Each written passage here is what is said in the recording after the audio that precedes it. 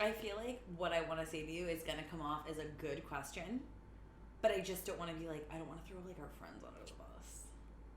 Because like a lot of our friends haven't experienced it. However, I feel like, you know what, I'm going to say a lot of people. I'm not going to say everybody because we don't need anyone to get a little upset. And I don't mean it really like that. Where are you going? All right, so any hooty hoo. My question for you, because I feel like we both have had it, but you've really had it, and it's alone time. And I don't think people are like, oh my God, like some people get married, like some people find this high school sweetheart, they get married, and they're so happy, right? But they're good, like they're happy with that. But I feel like, I know for me, I will get into a relationship or something like back in the day. Mm-hmm. It's been a minute, but back in the day, and I would kind of like lose myself, but I think it's because I didn't know myself enough when I was in the relationship. Mm-hmm.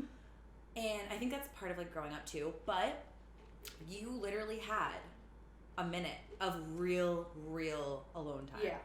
And I think that's really underrated. Yeah, I agree. And now I'm experiencing it, and I'm like, no, like, you're not entertaining anything. You're not going really out with people. So that's like, probably the difference. I think there's two things to it. I think you're right. There's no entertaining people.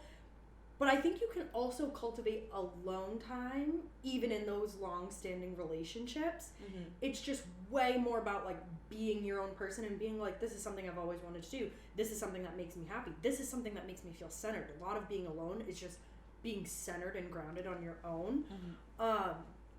But what made you think of this? Were you listening to something that was like about it? I think it's just like the era that we're in right now in our lives with all of our friends, family. It's Valentine's Day. Yeah. But I was thinking about it because, oh my God, no. I was on the phone with my aunt and we were talking about relationships and I was like, oh my God, it's been a few years for me. Mm-hmm. And I'm okay with it. I'm like, because I'm very happy alone. So I feel like for someone to come into my life, it'd have to be adding to my cup, not taking. Yeah. And same for me. I would never want to like drag someone into like my own mess. I'd want to be like, I want to add to your life, right? Well, I think also once you're alone, like I did it for a while. That's why you're asking me. But now you're also in a place where you've been doing it for a little while. Like you get so happy on your own that you don't want to be with somebody or entertain somebody that's like not also that happy on their own and a good match. Like you no longer are attracted to things that aren't a good match. And you're like, so much this easier isn't to fun be like, for me. I'm all sad. Like like a red flag, a little thing, like not even a red flag, but you're just like, oh, you want this and I want this. I'm never gonna want that, and you're never gonna want this. So we're not gonna go together well. Mm-hmm. And I feel like that's probably the biggest thing. But I think like when it comes to doing the alone time, I remember when you got single, I was so excited because you never had that. You never had a moment of being single, and like. I definitely had moments of being single before, like, obviously my boyfriend now, but those few years that I was really single, it was so much more than being single because I took every opportunity as, like, this has to make my life better. Like, this person, this job, this situation, this whatever. And I feel like when you are single and you're not entertaining, that's where you actually grow. Yeah. Like, I think that I had years of being single where I'd entertain it and, like, you're flirting with somebody or you're entertaining it or you're just like, oh, this is nice attention. You'll allow things in your life. I think when you get to a point where you're single and not entertaining, that's different. That's a whole different area of growth. Because you're actually alone. Because you're actually, like, well, and it forces you to be alone, right? Like, you hear all these things about, like, dopamine addiction, and that can happen with, like, people, places, things, social media, like TV, whatever it is. You never have a moment to just be with yourself and be with your thoughts. When you start to do that regularly, when you're single and not entertaining anyone, I think you learn to fill up your cup all by yourself. And you wouldn't be with someone, even friendships, that didn't also bring something like that into your life. But I think you learn, like, your own homeostasis. Like, I feel like I also had it in an extreme because I moved alone. Like, so you had a lot of solitude. I lived alone in Boston, and then I lived alone in California. And when I moved to California, you're like, I didn't know anybody. Yeah, like, it wasn't like I was going out there to, like, live with somebody or move in with somebody or, like, I had a group of friends or anything. I literally had to make every friend from scratch. Yeah. Which I think is an experience all in of itself. But I was single during that time. And, like, a lot of people are like, oh, it's really lonely. I didn't think that it was lonely because I think that I became my own best friend and I did stuff that I wanted to do, especially in LA. I was like, I'm not going to be friends with people that don't want to do the same things that I want to do because what's the point? Like, all these friends are being made from scratch anyways. Like, I'm going to make sure they're aligned. But even deeper than that, I was like, I'm only going to make real friendships if I go out and do things that I want to do. Yes. And so with similar that was just like it. And that's why I was excited for you, right? Like, circling back to that, I was really, really excited for you because I think that when you moved to California, even though you had some friends, you were still starting out in a new place while also being single, while also not really entertaining anybody. And the entertaining people, like, I think that people underestimate how much they do it and they don't realize that that is the key to being single. If you're single and really entertaining whatever and just kind of like, well, it's not giving time to yourself. They're literally not entertaining people if they're not dating or if they're whatever, but it's like, I simply could throw my phone into a river and it wouldn't even matter. And it was honestly like freeing though.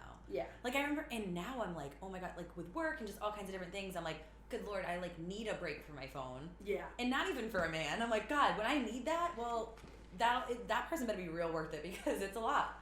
But I also look at it like you were even saying, you had to like go out and do the things that you like to do to meet the right people. And I feel like with dating, that's tough. And with COVID, of course, we went to California during COVID, and that kind of made it a little bit more of a nightmare too, because it's like the only times you're meeting people is like when you can find a bar that's open or something home. Like if you work from home, it's you in those four walls all day every day, unless you go to a coffee shop or whatever. So it's like you're not really meeting people there either. Like, so you're not out and about. Like, gyms were closed, restaurants were closed, like everything was closed for a really long time during COVID. So I feel like you had like a forced singleness too, like extra layer to it that like a lot of people don't have, where it's like you really weren't mingling. You're really not out there meeting people when you're like, there's not a lot to do. And also, I'm sorry, but like to me, this is just like a red flag in itself. When I see someone just immediately run to a relationship after, it's like, okay, number one, was this already teed up? Like, how did this already happen? Yeah. Number one. Number two, it's like, be okay with being alone, and not many people are. And you should only be in a relationship if you just go, this person is excellent. It's not like either one of us, when we were alone or are alone, are like, wow, I'm so fucking excited. Like, no, it takes time to like, and I feel like we are lucky in the sense of like we've always been pretty good on our own. Like, we're happy in our own presence, right? Yeah, for sure. Which I'm super grateful for. But like, I don't think right off the whip you're like, oh, you're used to being with someone. Oh, I can't wait to be just by myself. Sometimes, you're like, this is great. I can do exactly. But most people have the opposite. You're saying. Yeah, most people are like have such a fear of being alone, and I'm like, well, even when you're in a relationship, I feel like now when I look at it, like, you are your own people. Yeah. You're two awesome partners, but you're partners. Like, you're not there to literally, like, I feel like I would cater too much, where it's like, oh, whatever I wanted to do is kind of like off the whip because this is what they want to do. Yeah. And it's like, it needs to be more mutual and like an agreement of like, oh, like, we both have our own interests, and then we come together and like also have our interests as a couple. Just like you have with all your friendships. Like, I think that's something you and I have done good. We have been friends for so many years, and we've never been weird over the like, that's my best friend. That's like, no. We've always like, what? We've always been friends with all the same people, because I think that we genuinely align with similar people. Like, you've had people that you met on your own that are your best friends that ended up coming into my life, and I was like, I love them. They're great. And vice versa. Like, especially with the move, you're like, you moved in with one of them. You're literally, just like, this is outrageous, but when we went out to California, Liv was like, oh, I have this friend, Grace. Like, she's such a sweetheart. Oh my God. And I had no idea who she was. Not a clue. I just heard about her fun stories, and like, she seems like a good time. And Liv's like, I just feel like you're going to like her. And she said the same thing to Grace about me. And she's like, me and Grace dead ass never met. Until I was the like, day we signed, I was like, really. We should move in together. And we just moved in together. Like, that's kind of outrageous. But it was great. It was a great time. It was a good call on my part. It was a good call. It was a good call. It was a good call. But like attracts like. You know what I mean? And I feel like that has been such a foundation for our friendship. But that's something you want to bring into a relationship as well. Like, have your own individual likes that are also like, you want to have stuff that you enjoy together. Like, I think you and I are a really good example of that. No matter what, it's like, you want to have things in life that you're very similar with, and then you want to have things that are like just yours, that are just things that you enjoy. And I feel like sometimes that bit of alone time, it gives you that, like, I don't know if it's confidence that you look for, or it's just like security in yourself or stability in yourself or whatever it is, that it's just like, no, these are important to me and these are my non-negotiables in a relationship. And then also, like, you don't cater to just this person so that everything they want, they get, and it's not the same vice versa. We're teaching the people pleasing this year, you know what I'm saying? No, we're shedding that a little bit. And we went to dinner with the girls this weekend, and that was one of the things, was like, learn to say no. Learn to be able to say no to like things you don't really want to do. Like, I swear to God, this last year, that is probably the number one thing that I've been practicing. I'm just like, I don't want to do that. I don't have time. I don't have energy. I don't have resources. I don't have the capability to do that. When you spread yourself so thin, you're like, I don't have anything left to give at this point. Like, I'm literally like tapped, you know, you need like a recovery moment. But I think you, like, from an outside perspective and us knowing each other for literally ever, seeing you like meet this new guy, it's like crazy because it's like what you've wanted. Yeah. And you didn't. I giggle because you say this new guy. I'm like, I don't know if we're saying names, but new, but like new. Yeah, it's really not new. But I mean, in the scheme of this, in the lifespan of me, you can't get me going with time, because like I literally think time just warps at this point. Like, I thought yesterday was like still August, and I'm like, no, I mean, I think it's telling.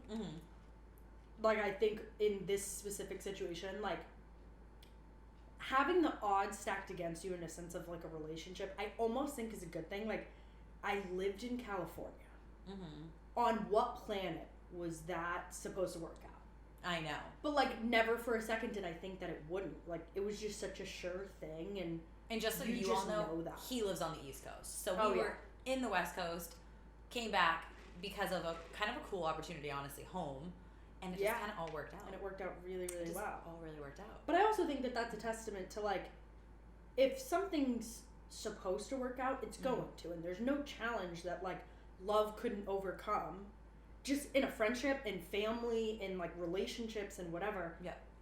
There's really no excuse. Like, if you want to be with somebody, you're going to be with somebody. There's no ifs, ands, or buts. There's no, like, oh, this, but, like if you ask each other now, you're like, oh, we knew in like the third date, like literally. And you guys knew each other too, which is kind of cool. Yeah. Like, I feel not well though, but like, but like, yeah, love each probably other.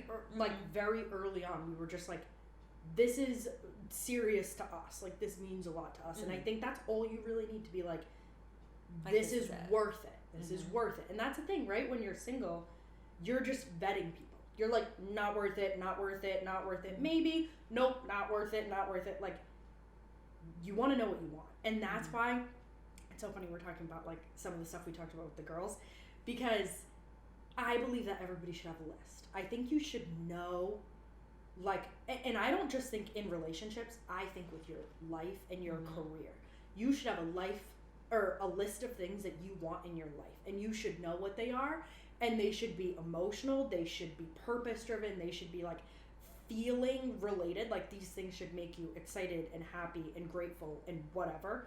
But you should have a very detailed list of what you want in a partner and what you want your partnership to look like, while also having that for your career and your life and like the things that you want to like do.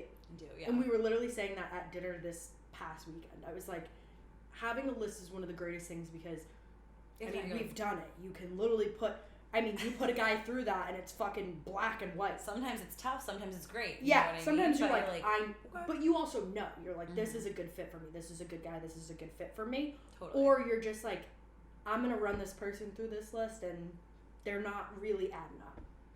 And it kind of puts it black and white for you. Like, we've done that where you're just like, you don't even come close. And I feel like when you're at a point of like, you're ready to date, you're kind of like at that stage, whatever, it's like, listen to what the person is saying to you, because I feel like if you like, you know, when you like the idea of someone and you're like, oh, I like their look, I like who they are, how they present themselves, all this stuff, and then you ask them questions and you're like, oh, that's not what I want at all. but you overlook it because you like the idea of them. Yeah. I think that is such a dangerous thing too, because you're just like, oh, but this all looks good, but like the main thing that I want, they don't want. Yeah. And that's gonna fucking show up so quickly. And they're quickly. non-negotiables too. Like if you ask yourself like, what do you want in life? Do you want this or that? Mm-hmm. They're gonna have like a pretty clear answer, likely, because usually it's like, it's not that I'm not sure. You're like, I want this or I want that, and they either want the same thing as you or don't. And I feel like that's probably the number one thing. There's probably two things that I feel like people fuck up when they're like picking somebody. It's exactly what you said, or potential. Like, oh, I think that this person could. Yeah. And you're like, how far does potential go though? Yeah. You're like, in all reality, like, there's certain things that you could be like, oh, there's potential here. Great. But like, it probably shouldn't be on the things that are on your list. No. If there's things on your list, like, you should see those things very early on. Or you should be like, is this person, like, do they have this, or are they like this, or do they want this in life or not? Mm-hmm. Because if it's a no, and like they don't currently have that quality, that characteristic that you need in a relationship, what if they never did? Like, can you imagine like someone that wouldn't want to travel ever? Yeah, you have to take somebody for face value. Yeah. Like, travel's so important to you, and it's something that like you're very passionate about, and like you want to see the world and experience the world. Experiences are huge for you. You need to be with somebody that's just as adventurous. Mm-hmm. You can be with somebody that's not. You'd be like, oh, like, you know? Because I think that's one of the things that we fuck up. It's like, do you want somebody adventurous? Yes or no? It's not like, oh, like, I hope they want, you know, maybe they want to come with me here and there. It's like, wouldn't you rather somebody that wants to all the time? Yeah, you're like, that wants to just as much as you. Has a desire. And wants to bring you to these places, and you want to bring them to these places. Like, you would rather be with somebody that's like that. And like, that's the honest truth. And I think we need to be more honest when it comes to dating, because we'd be a lot happier. Yeah. If you picked your friends and like your relationships based off what you want out of life and what type of friendships and partnerships you want after like you have your list, you're going to be like, oh, this is a great fit and I love this person because of it. Like, we try to make it so hard. Like, yeah, we overcomplicate it for sure. And I think we try to fit something that doesn't fit sometimes. Like a puzzle piece, you know? It's like, sometimes that just doesn't fit. Great puzzle piece. Like, don't get me wrong, but like, if it doesn't fit, it doesn't fit. So what are we talking about? Yeah, what are we forcing here? And I think, not even in the past, but it's like you try to, if you don't have a list or you don't have an idea of your list, how do you know what you want? Yeah, you really do. It's like your goal. If you don't have a goal, well, then where are you going? What are you working towards? Like, where are you going? Tomorrow? Which is great, don't get me wrong. But you don't have an end goal. Yeah. And it's the same with a relationship. No vision. It's the same exact thing. And what happens to people with no vision? Nothing. I mean, you get what you ask for in life. If you don't know what you're asking for, if you don't know what your vision is, you're like, oh, fucking sit and die. Sitting pretty, you know what I mean? Like, what the fuck? I feel like that, no, it's literally so common in, like, careers, but really relationships. You're like, oh, you have no idea what you want. Do you want somebody social? Do you want somebody outgoing? Do you want somebody calm? Do you want somebody, like, a little more low-key? Like, you should know those things.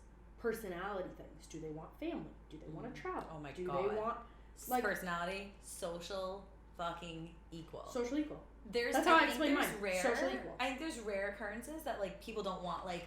an outgoing person, that they want like a more chill out. Some people want the opposite of them. Great, not me. Not me. I've never wanted that. No, never, not once. I need somebody to carry the room. As well as you. Like, but I've always wanted somebody very social, very outgoing, somebody that could you talk don't want to to babysit. You're like, I literally said this recently. I was like, I have always looked for a chameleon, somebody that can get along with a lot of different social groups, because I'm like that. I have a lot of different friends, and it would be really weird if I was with somebody that didn't kind of like match that energy. Whereas like some people want the opposite, whether they're really social or not social or whatever it is. But I've always, like, social equal. It's super so important. So you're just like, if I ever met somebody that wasn't, you immediately would be like, well, no, it's not gonna work for me. This isn't gonna be. It's not for me. Some deal breakers. You know what I mean? But it ain't it. We gotta add a little like flair and fun. Do we dare talk about a dating story of yours? I don't know if we should ever do that, to be honest with you. And I don't even know what the fuck I would little talk fruit about. cups? You know what? I got a good one. Oh no, he's gonna know. No, he'll probably know. Whatever. Wait, why? We're just gonna. No, this is honestly like decent on his part, just wasn't it? So, okay, a little dating story for the one time I literally dated in California, really. Oh, okay, this is better. I thought you were going to say I don't even think else. you know where I'm going with this one. No. So, for me, listen, directions aren't really like my specialty per se. Am I improving? So much. Thank you. Like, I mean, I'm working on it. Our college had one, like, rotary, and there was 4 directions. We'd get a lot. One went to our hometown, like a highway. One went to the small town and school, you know, like shops. One was just a residential random street that we also knew because our friends lived down there. The other was the entire campus and all of our houses. Add a little darkness, add a couple cocktails. You just it was a couple cocktails, and it was nighttime, which I think throws you for a loop. And I think I had to meet you out there. You did. And bring you home. You did. Because you didn't. On year 4 of that college, you were like, I don't think this is the right way.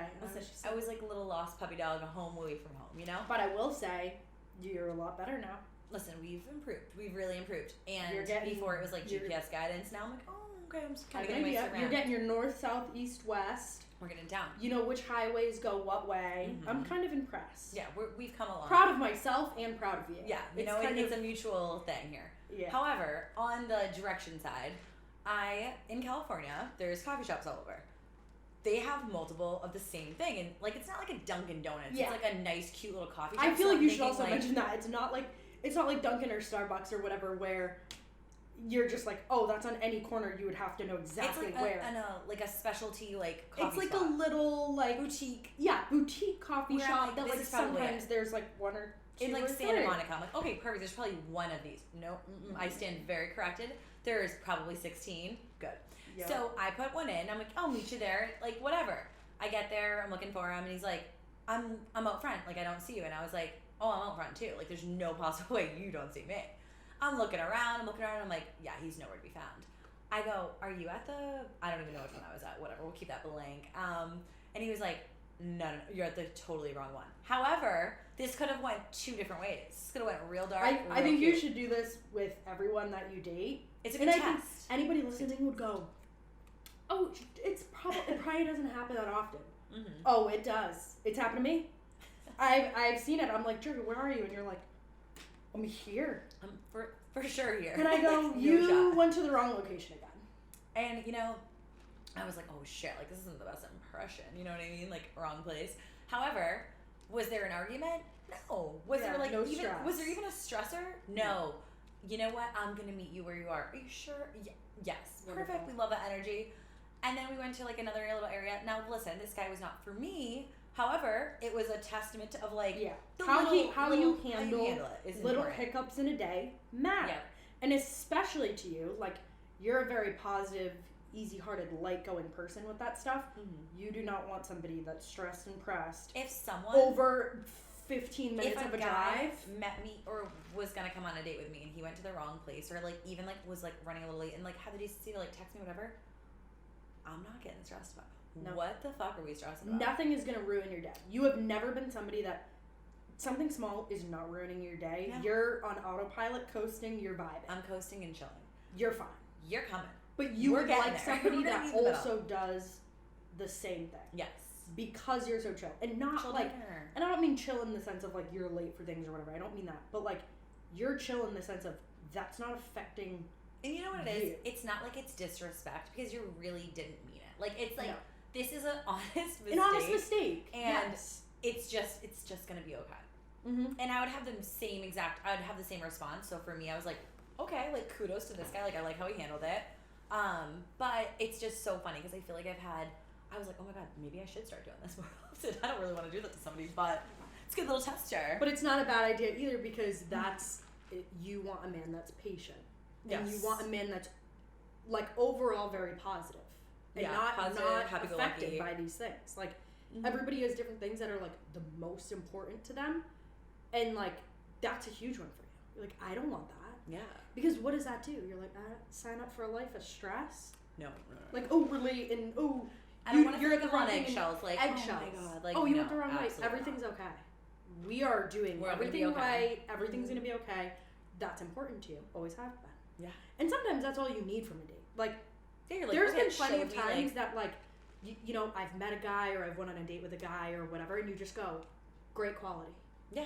Great excellent guy. Quality. Mm-hmm. Opens the door, walks on the right side of the road, very genuine, very like personable, social, nice to everyone around. Like, those are all things that you see that you just go, love that, like that, want that, definitely gonna have that in the future. Yeah. So even though this guy was like just not really for you for whatever reason, you were like, I like that he was patient with me. I like that he was positive. I like that he was willing to meet me there because I did go to the wrong location. But that's how you learn what you want. Yeah. Too. Like sometimes you don't really know unless you have like prior experience in that world of like, oh yeah, like that was something that like I need. And I remember I didn't have that in the past at some points, like the patience. And I was at one point talking to someone, and I think I like left my phone in the house or whatever, and I was like panicking because we were on our way to dinner. Someone was I think our Uber was driving us, and I was like, oh my god, like where the hell is my phone? I'm thinking in my head, I'm like, this fucking kid's gonna lose his composure. Aww. Literally, he's like, let me go help you search for it, and I'm like it's fucked up because I should not viscerally feel that way, but because of the past, I was like, oh my god, like yeah. Sometimes you just feel like, oh my god, I'm nervous. How you've grown this up, person's all gonna these be different things, upset. right? Yeah. Yeah. And I remember he's like, oh my god, we'll go look. Don't even stress. And We're I was good. like, I love ya. You know what I mean? Like I love that energy in someone. Like, but that's how I am. So I like would hope that it's reciprocated. Do you know what I mean? Like yeah. But it's not always. You're like it just depends on the person. And it's a small thing, but it's so important. Like, and I just think that makes you like that makes you feel good and secure and comfortable and safe and like you're not worried. You need those things. Those are like that's huge for you. What do you think is like one of your biggest? I mean, that's like a small one for me, but it is so big. I would definitely say loyalty. I'm like a loyalty, honesty, like ride or die. Like those are the biggest things, and I've noticed that definitely not just in relationships, but definitely friendships. Oh, yeah. Like the people that I hold closest to my heart are people that are very loyal, very down, very like ride or die in a very healthy way. Yes. Not in an unhealthy way, because I feel like there's a thin line between that. But those are just some of the things that like I value high on my list of morals. For sure. Always have been like that since I was a little kid. It's like loyalty and trust are like the biggest things. If you don't have those, it's not a relationship in my mind. And just like, people that have your back and people that want the best for you. Like those have always been full support, absolute love, adoration. Like those have always been the things that I'm like.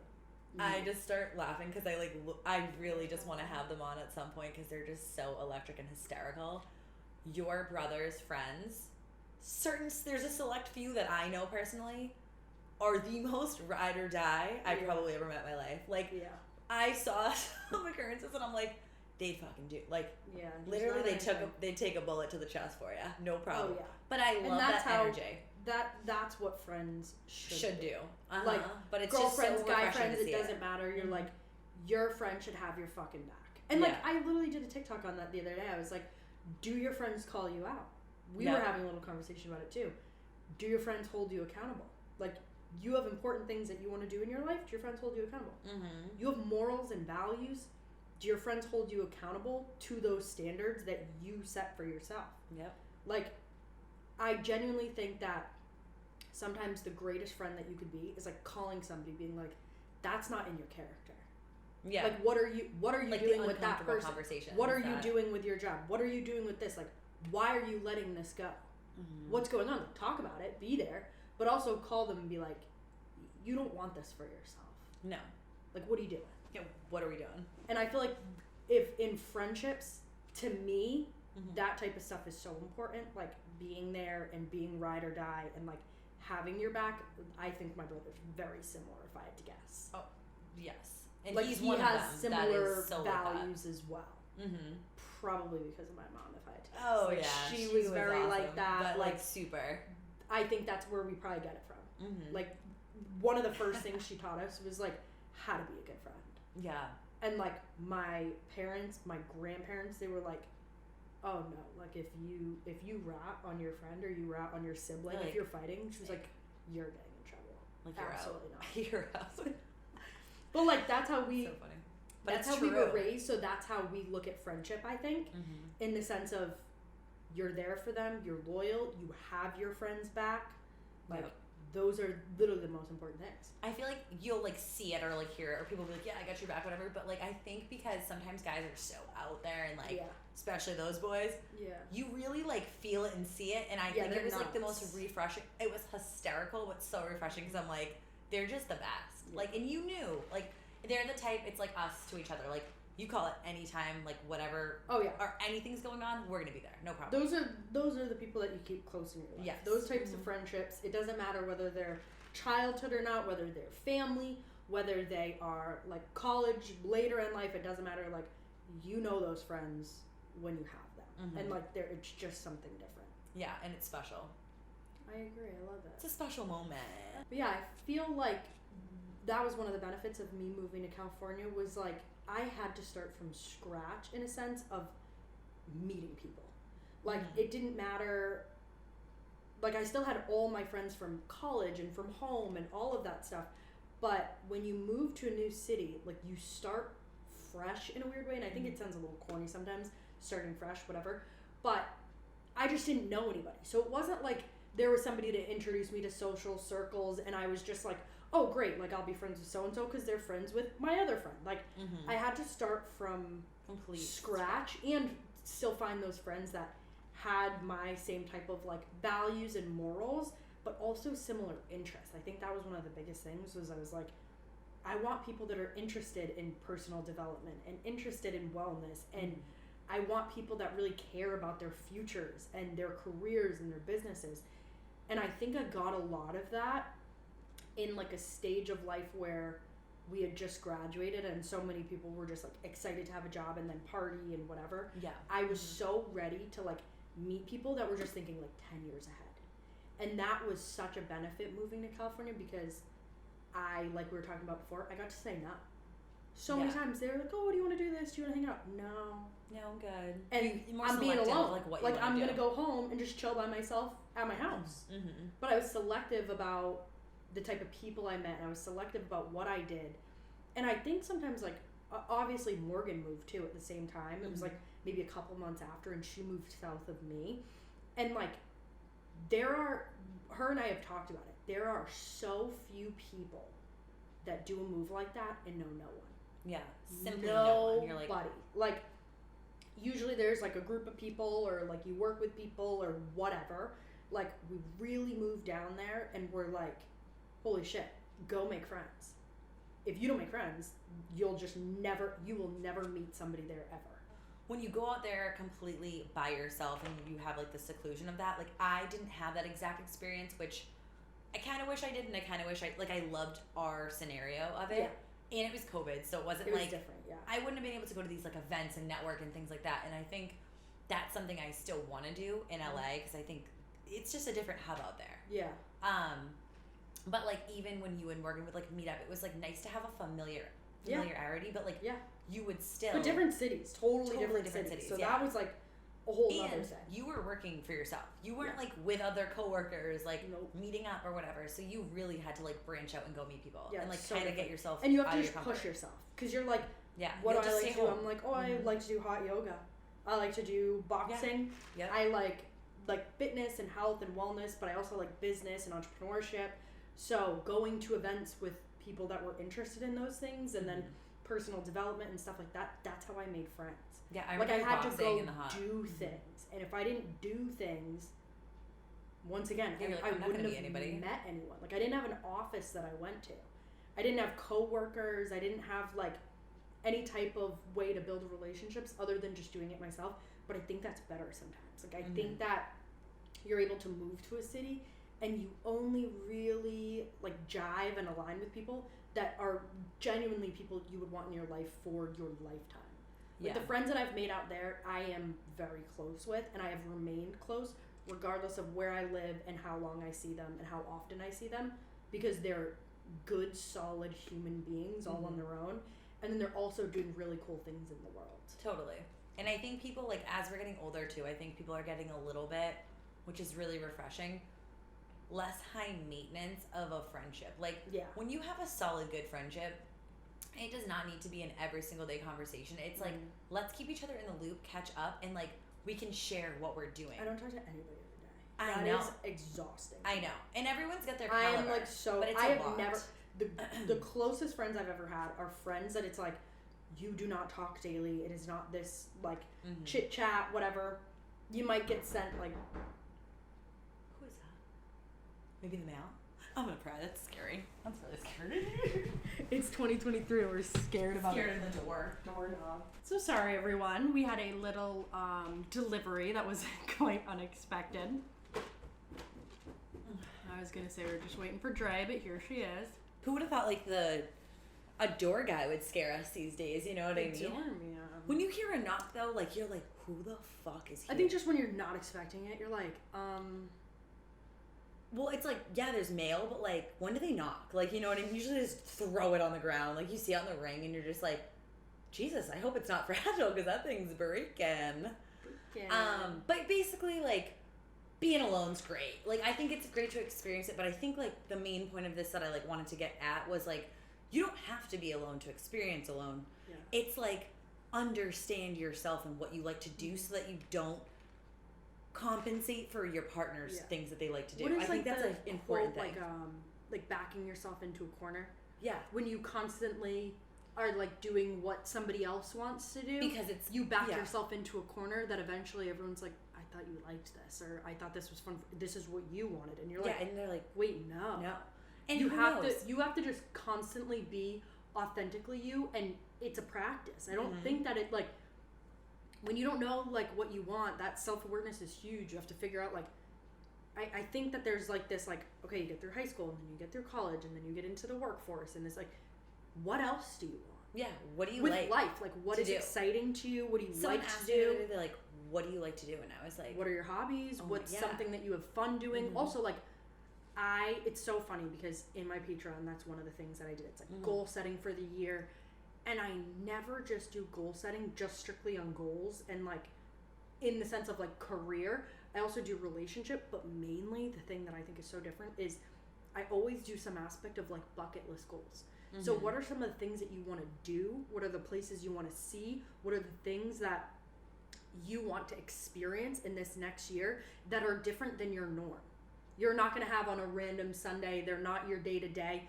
What are the things that you want to experience that are bucket list things, their dreams, their goals, their visions, their something that you saw in a really cool video that you're like, I want to go there, or I want to try this, or I want to learn this new sport or this new hobby or whatever. Like, those need to be just as important as all the other things in your life because those bring a lot of satisfaction, a lot of fulfillment.